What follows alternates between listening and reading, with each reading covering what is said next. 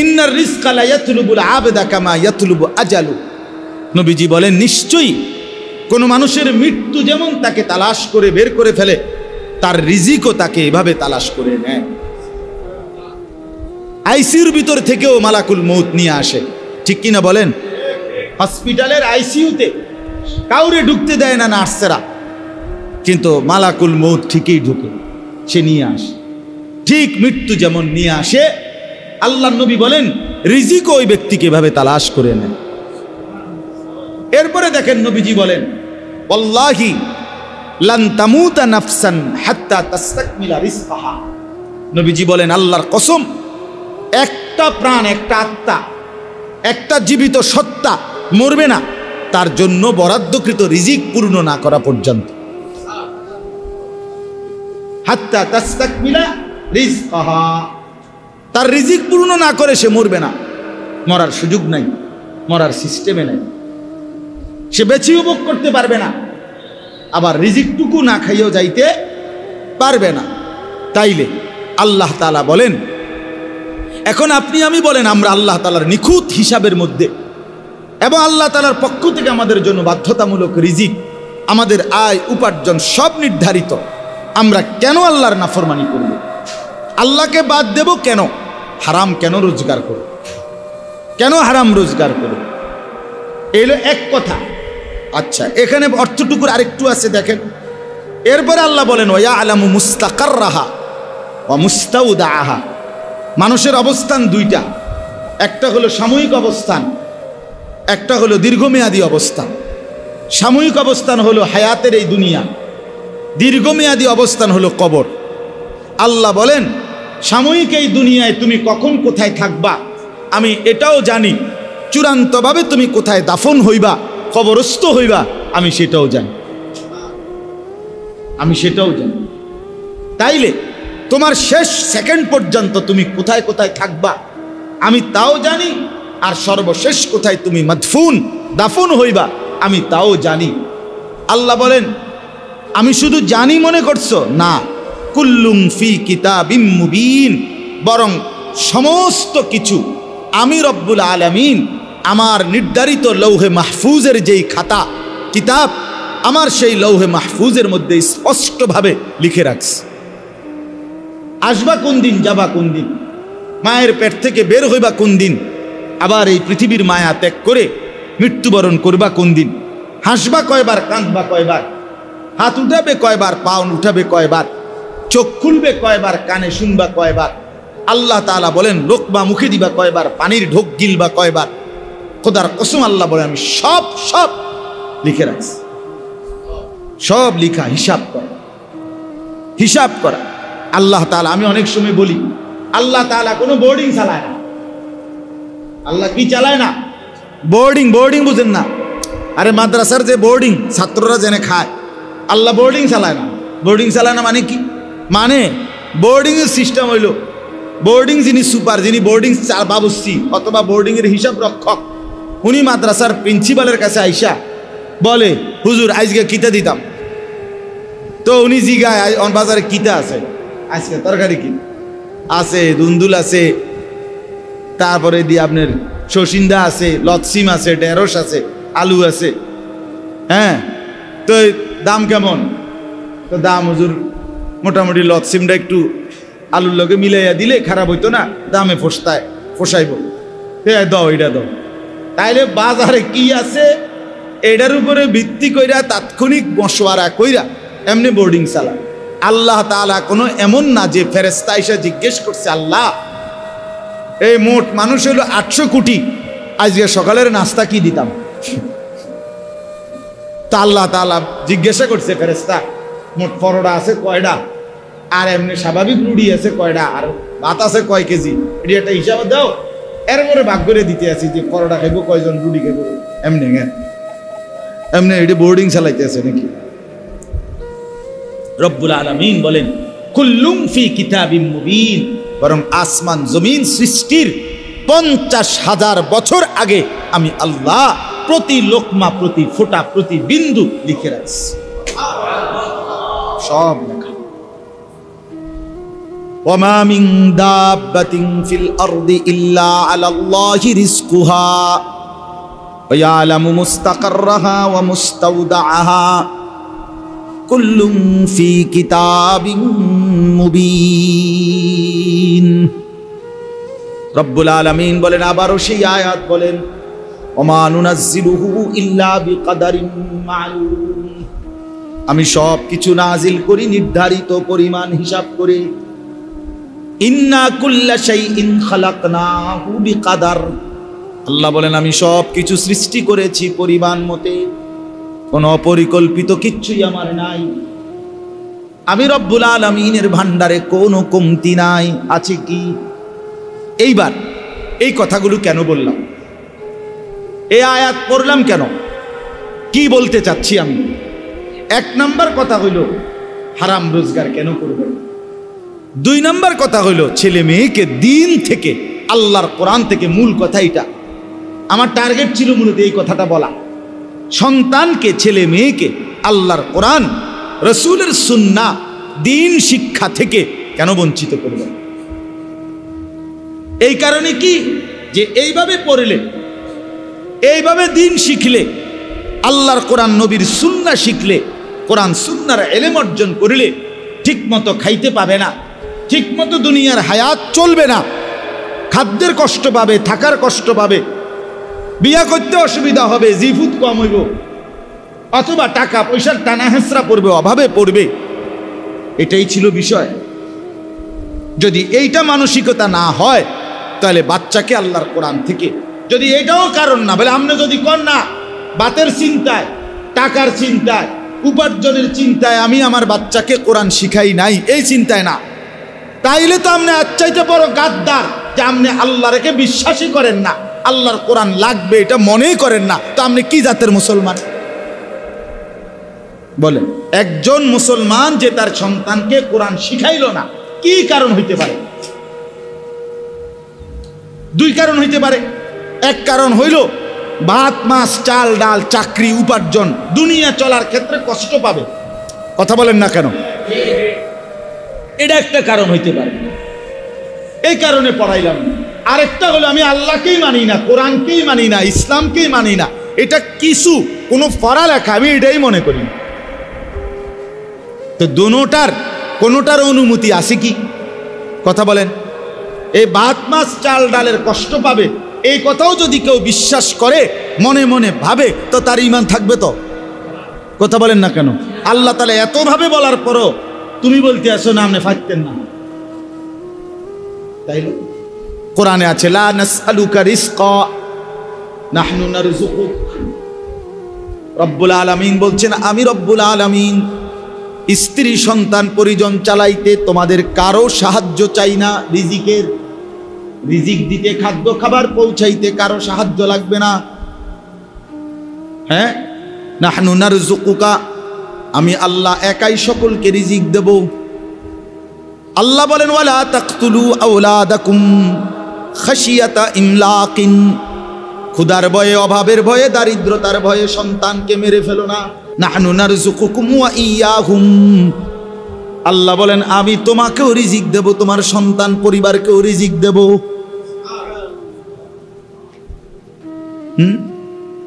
তোমার দাদা মরছে আর তো তোমারে আমি রিজিক দিছি, তোমার বাপ মৃত্যুর পরেও তো আমি আল্লাহ তোমাকে কামাই রোজগারির ক্ষমতা দিয়েছি। তোমার বাপ তো মনে করছিল হেবড়া মরলে আর তুমি কিছু করতে পারতা না, অন করো কেমনে? কথা বলেন না কেন? তোমার বাপের বাপ দাদা তো মনে করছিল হেবড়া মরলে তোমার বাপে কিছু করতে পারবে না, কিন্তু তোমার দাদা মরার পরেও তো তোমার বাপ মৃত্যু পর্যন্ত রোজগার করেছে, করেছে কিনা বলেন? অতএব কোন যুক্তিতে সন্তানকে দিন থেকে বঞ্চিত করা, আল্লাহর কোরআন থেকে বঞ্চিত করার কোনো অধিকার, কোনো যুক্তি নেই। শুধুমাত্র খামখেয়ালি, গাফলতি, অথবা আল্লাহর প্রতি আস্থার অভাব, আখিরাতের প্রতি বিশ্বাসের অভাব, আর কিচ্ছু না। শুধুমাত্র এই ছাড়া আর কিছু না। খাদ্য খাবার রিজিক, দুনিয়া কার কতটুকু পূরণ হবে তা তো আল্লাহ তাআলার পক্ষ থেকে ফয়সালা করা আছে, ফয়সালা করা আছে, সব নির্ধারণ করা আছে। এই জন্য দয়া করে এই আপনারা যে কয়জন বসছেন প্রত্যেকের কাছে অনুরোধ, প্রতিটা সন্তানের দ্বীনের পিছনে তার নামাজ, তার আখিরাত, তার আল্লাহর কোরআন শেখা, এক্ষেত্রে মূল দায়ভার শিখলো না শিখলো না, পড়লো না পড়লো না, পারলো না পারলো না, এক্ষেত্রে মূল জবাবদিহিতা খোদার কসম শুধুই কেবল মা বাবা, মা বাবা মূল বিষয়। সাফ কথা মনে রাখতে। অর্থাৎ কি বুঝাইতে চাইছি বুঝেন নাই? আপনি যদি মনে করেন এই ছেলেটা নামাজ পড়ে নাই কেন, আল্লাহর কোরআন পড়তে পারে নাই কেন, এটা আমগো গ্রামের মসজিদের ইমাম সাহেবের জবাবদিহি করব হাসরের ময়দানে, জি না, ভুল। আপনি জবাব দিতেন। আমগো গ্রামের মাদ্রাসার মোহতামিম সাহেব মুফতি নাসির হে জবাব দিব না, মুফতি নাসিরের আব্বাও জবাব দিব না, আমনে জবাব দিব। আল্লাহ নবী সাল্লাল্লাহু আলাইহি সাল্লামের হাদিসটা আমি পড়ছি। নবীজি বলছেন, কুল্লু মাউলুদিন ইউলাদু আলাল ফিতরা, প্রত্যেকটা মানব সন্তান আল্লাহর পক্ষ থেকে ইসলাম মানার যোগ্যতা নিয়েই ভূমিষ্ঠ হয়। কি মানার? সৃষ্টিগতভাবে। আমি অনেক সময় আল্লাহ আমাদের খুলনার হযরত, বিশেষ করে বাংলাদেশের অন্যতম একজন বুজুর্গ হযরত মাওলানা মুফতি নুরুল আমিন সাহেব, হযরত খুব এটা বুঝায় যে আল্লাহ তাআলা প্রত্যেক মানব সন্তানকে, মানুষকে ইসলাম মানার যোগ্যতা দিয়ে শরীরটা সাজিয়েছেন, গঠন করেছেন, সৃষ্টি করেছেন। হযরত বলেন, এখানে জেদ্দুর, এইখান থেকে এদ্দুর, এই তালু হাতের জেদ্দুর, মানুষের এই মুখের এখান থেকে এইখান এদ্দুর। অর্থাৎ আল্লাহ যে বলছে দুই হাত দিয়া সমস্ত মুখমণ্ডল ধৌত করা, এটা যে একটা ফরজ অজুর মধ্যে, এইটা জেদ্দুর, এখানে জায়গাটাও এদ্দুর, পানি লইলে এখানে পূর্ণ হবে এদ্দুর। অর্থাৎ আল্লাহ পাক মানার যোগ্যতা দিয়েই শরীরটাকে গঠন করছে। হযরত বলেন যে নাকের নরম জায়গায় এই যে পানি পৌঁছানো ফরজ, গোসলের সময় ফরজ, এখন নাকের নরম জায়গায় পানি পৌঁছাইতে পানি লাগে জেদ্দুর, হাতের কোষ করলে হাতের মধ্যে পানি আটে এদ্দুর। সহজ হিসাব। আল্লাহ তাআলা বলছে তসবিহ পড়ো, নবী গুন্না বিভিন্ন সংখ্যা বলছে 33, 33, 34, কথা বলছে 100 বার, কখনো বলছে 10 বার, আছে না তসবিহ? এখন আমার তসবিহ নাই, সারাক্ষণ থাকার সুযোগও নাই। একটা মানুষের তসবিহ সারাক্ষণ নাও থাকতে পারে, কিন্তু আল্লাহ তাআলা তখন আমি যদি কই আমারে তো আল্লাহ তসবিহ পড়তে কইছে, নবী বলতে বলছে, এখন আমি পড়ার মতো কোনো যোগ্যতা আমার হাতের মধ্যে নাই, আঙ্গুলে, কারণ হইলো আমার এই আঙ্গুল দিয়ে এই আঙ্গুলে গুনা যায় না, এই আঙ্গুল দিয়ে এই আঙ্গুলে 33 বার আমি গুনে না। আল্লাহ বলে না না, আমি দেখছো না একটা আঙ্গুল বাঁকা করে দিছি, এইটা দিয়েই তো তসবিহ গোনার মতো যোগ্যতা দিয়েই আঙ্গুল সেটিং করে দিছি, ইবাদতের যোগ্যতা দিয়েই আমি কি করছি। নাহলে এই 4টা আঙ্গুল এদিকে, এটা সমস্যা কি, এটা দেবে হয়ে গেল। আল্লাহ করে না, বেহা হয়েছে না, কামই করছে। এটা অনর্থক নয়, এটা অনর্থক। হ্যাঁ, হিসাব করা, হিসাব করা। কুল্লু মাউলুদিন ইউলাদু আলাল ফিতরা। আল্লাহ তাআলা বলেন আমি রুকু সেজদার উপযুক্ত যোগ্যতা দিয়েই কনুই বাঁকা। কেন কনুই বাঁকা হয়? কেন কোমর বাঁকা হয়? কেন তুমি বসতে পারো? কেন তুমি শুইতে পারো? গরু কেন বসতে পারে না? ছাগল কেন সোজা হইতে পারে না? সাপ কেন সোজা হইয়া দাঁড়াইতে পারে না? এই গাছ কেন বসতে পারে না? হ্যাঁ, আল্লাহ বলেন কোন সৃষ্টি শুধু দাঁড়িয়েই থাকে, আমার কোন সৃষ্টি শুধু উপর হইয়াই আছে, গরু ছাগল। আমার কোন সৃষ্টি শুধু বসেই আছে, পাহাড়গুলো। আমার কোন সৃষ্টি শুধু শুয়ে আছে, যেই সমস্ত কীট পতঙ্গ মাটির সাথে লম্বা হওয়া সাপ বিচ্ছু এগুলো। কিন্তু তুমি দাঁড়াইতেও পারো, উপরে হইতে পারো, বসতেও পারো, শুইতেও পারো। তো তোমার শুধু ভাত মাছ, শুধু পেশাব পায়খানা, শুধু যৌন চাহিদা পূরণের জন্যই যদি হইতো, তাহলে ওই গরু ছাগল কুকুর বিড়াল সাপ বিচ্ছু এগুলোর তো আমি এক অবস্থাতে রাখাই, তাদের খাদ্য, তাদের মানে যৌন চাহিদা, তাদের পেশাব পায়খানার প্রয়োজন পূরণ করতেছি, ঘুমের প্রয়োজন পূরণ করতেছি। তো তোমারে কেন আমি আল্লাহ 4 ভাবে বানাইলাম? দাঁড়াইতেও পারো, উপরও হইতে পারো, বসতেও পারো, শুইতেও পারো। রব্বুল আলামিন বলে শুধু ভাত মাছ চাল ডাল, শুধুমাত্র খাদ্য পানি আর ঘুম আর পেশাব পায়খানা আর যৌন চাহিদা পূরণের জন্য নয়, বরং আমার নামাজ, আমার সেজদা, আমার ইবাদত করার জন্য বানাইছি বলেই আমার ইবাদত নামাজের মধ্যে দাঁড়াইতে হয়, উপর হইয়া রুকু দিতে হয়, আত্তাহিয়াতুর জন্য বসতে হয়, সেজদা দিতে শুইতে হয়। এই জন্য আমি আল্লাহ শরীরের গঠনটাই এভাবে বানাইছি। নইলে তুমি নামাজ পড়বা কেমনে, নইলে তুমি রুকু দিবা কেমনে, নাইলে তুমি আত্তাহিয়াতুর জন্য বসবা কেমনে, নাইলে তুমি সেজদা দিবা কেমনে? হ্যাঁ, এই জন্য যেই সমস্ত অপদার্থ নামাজ পড়ে না, এগুলো মানুষও না, প্লাস্টিকও না। হ্যাঁ হ্যাঁ, আমি তো সবসময় বলি এগুলো যেগুলো বেনামাজি, যেগুলো বছরের পর বছর ফজরের নামাজ পড়ে না, 5 ওয়াক্ত নামাজ পড়ে না, এগুলোকে আফ্রিকার জঙ্গলে কিংবা সুন্দরবনের জঙ্গলে ওই জন্তু জানোয়ারদের সাথে শিফট করলেই ভালো ছিল। আমার জমিন, আমার হিসাব, আমার পরিকল্পনা, আমি রব্বুল আলামিন অপরিকল্পিতভাবে কিছুই করি নাই। আর আমি আমার সৃষ্টির ব্যাপারে আমি গাফেল নই। আমি বানাইছি কয়জন, খাওয়াবো কয়জন, দেব কয়জন, জায়গা লাগবে কদ্দুর, ফল লাগবে, ফসল লাগবে, খাদ্য লাগবে কদ্দুর, রিজিক লাগবে কি, এটা আমি আল্লাহর কোনো হিসাব ছাড়া এমনি দিয়া অনেকটা ফেঁসে পড়ে গেছি। এইটার নাম বুঝি আল্লাহ, নাউজুবিল্লাহ। এটা কি খামখেয়ালি কথা? এতটা অযৌক্তিক, অবাস্তব, অবান্তর কথা কিভাবে হইতে পারে? তাইলে এই আয়াতের মূল বক্তব্য হলো, আপনাদের কাছে আমি যে কথাটা বুঝাইতে চাচ্ছি, এই যে কয়জন বসছেন, আমারও এখানে বয়ান করার কথা ছিল না। আমার আজকে বয়ান হলো ছিল গাজীপুর, ঢাকা। জুমার নামাজ পড়াইবার কথা ঢাকা, মোহাম্মদপুর, কোনোটাই হইছে না। দেশের এই পরিস্থিতি, ঢাকাতেও যাই নাই, মাহফিল এলাকাতেও যাই নাই।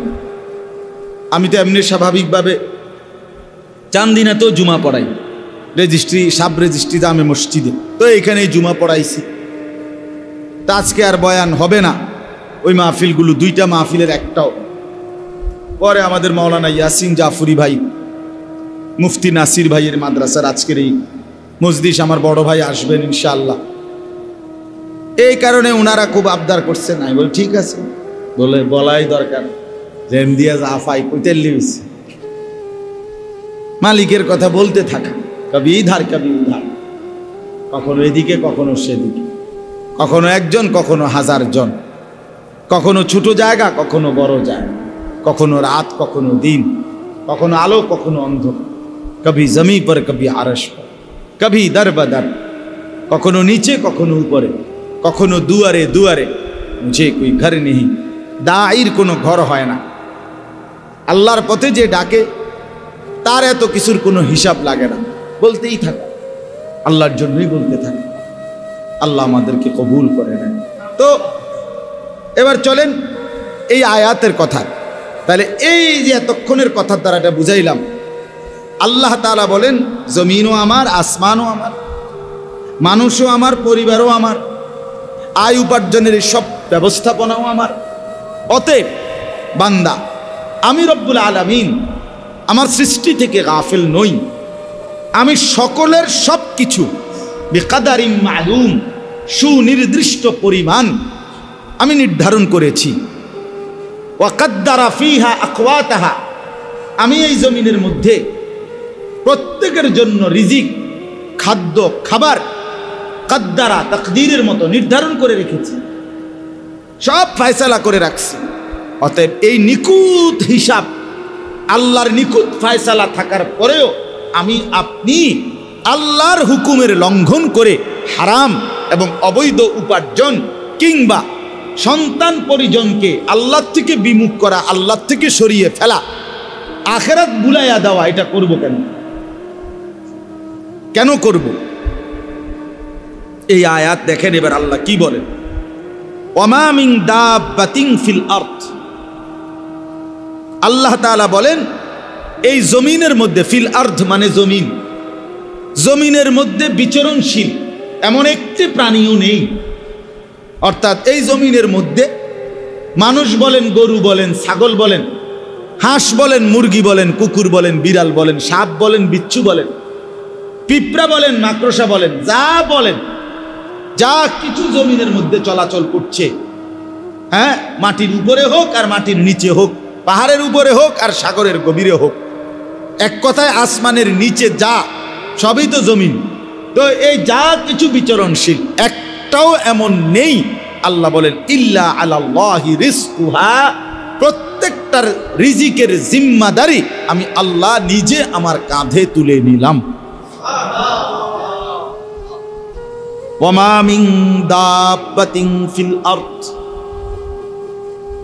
ইল্লা আলাল্লাহি রিজকুহা, সব কিছুর রিজিক আমার দায়িত্বে, আমি রব্বুল আলামিনের হিসাব সব। তাইলে এবার বলেন, এই এক কথা আমাদের জীবনের ভিত্তি, এই এক কথা আমাদের ঈমানের ভিত্তি। জীবনটা যদি কেউ সহজ করতে চায় তাহলে এই এক কথাই যথেষ্ট। কেন মিথ্যা বলবো, কেন চুরি করব, কেন ডাকাতি করব, কেন সুদ খাবো, কেন কিস্তি নেব, কেন হারাম রোজগার করব, কেন ওজনে কম দিব, কেন ধোঁকাবাজি, বাটপারি, সিটারির ইনকাম, মিথ্যা ইনকাম উপার্জন কেন করব? আমার বউ যেন বেশি খাইতে পারে, আমার ছেলে মেয়ে বেশি যেন খাইতে পারে। অথচ আল্লাহ তো বলছে, কসম বান্দা, এক লোকমা, এক জাররা, এক বিন্দু আমার ফয়সালার অতিরিক্ত ভক্ষণ করতে পারবে না। শুধু শুধু শুধু শুধু তুমি শুধু শুধু নিজেরে বরবাদ করলা, শুধু শুধু বরবাদ। রাসূলুল্লাহ সাল্লাল্লাহু আলাইহি ওয়াসাল্লাম বলেন, এবার নবীজির হাদিস শুনেন, আল্লাহর নবী বলেন, আর রিজকু মাকসুম, রিজিক বন্টন করা হয়েছে। আল্লাহ তাআলা প্রত্যেকের রিজিক বন্টন করে রেখেছে। বন্টন, কেউ বেশি খাবে, কেউ কম খাবে, মালিকের ফয়সালা। আপনি যদি বলেন, আল্লাহ তারে আপনি বেশি দিলেন, আমারে কম দিলেন, আল্লাহ যদি জিজ্ঞাসা করে, মনে করো তোমারে কমে দিলাম, কিন্তু তুমি যে কমই পাওয়ার যোগ্য বা পাইতেই হবে, তোমার এই কমটাই দিতে হইবে, আমি এটার কারণে বাধ্যকা, তখন কি উত্তর? বোঝেন না কথাটা? আবার আরে আমি 300 টাকা দিছি, আপনারে 100 টাকা দিছি, আপনি যদি করেন আমারে 100 টাকা দিলেন, আর আমি যদি বলি তোমারে 100 টাকাই দিতে হইব, এটা কি কারণ? তোমার কি কারণ? কি কারণে তুমি 100 টাকা প্রাপ্য? তোমার কি শরীরটা তোমার, না তোমার আত্মাও তোমার, না আসমান তোমার, না জমিন তোমার, না ক্ষেত তোমার, না উপার্জনের এই ক্ষমতা তোমার? তোমার কি তা? তো তাইলে তোমার 100 টাকা দিলেই কি, 200 টাকা দিলেই কি, 20 টাকা দিলেই কি, তুমি আলাপ করার কি? কথা বুঝছেন না? তুমি তুলনা করার কে? তুমি তুলনা করার, এটা আমার ইচ্ছা, কাকে বেশি দেব, কাকে কম দেব,